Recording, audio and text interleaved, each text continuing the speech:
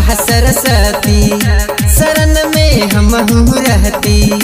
जय हो मैया सरस्वती शरण में हमहू रहती।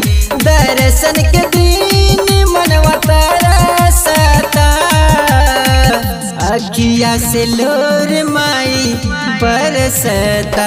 जय हो मैया सरस्वती शरण में हमहू रहती। जय हो मैया सरस्वती शरण में हमहू रहती।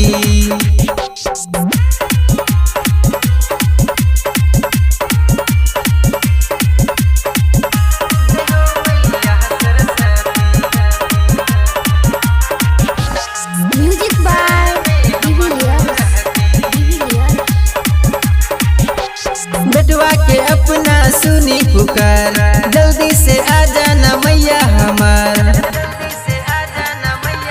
हाँ बेटवा के अपना सुनी पुकार जल्दी से आ जाना मैया हमार।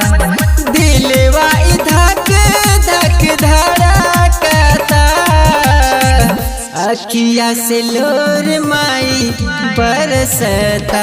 जय हो मैया सरस्वती शरण में हमहू रहती। जय हो मैया सरस्वती शरण में हमहू रहती।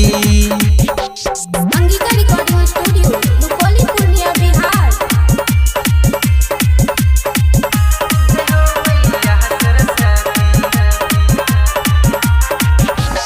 म्यूजिक बाय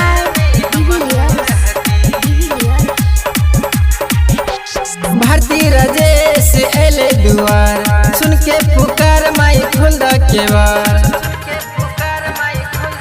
हाँ भारती राजेश एले दुआर सुन के पुकार माई खोल के बार। होता बड़ी शोर हंस गरा जाता अखिया से लोर माई बरसता।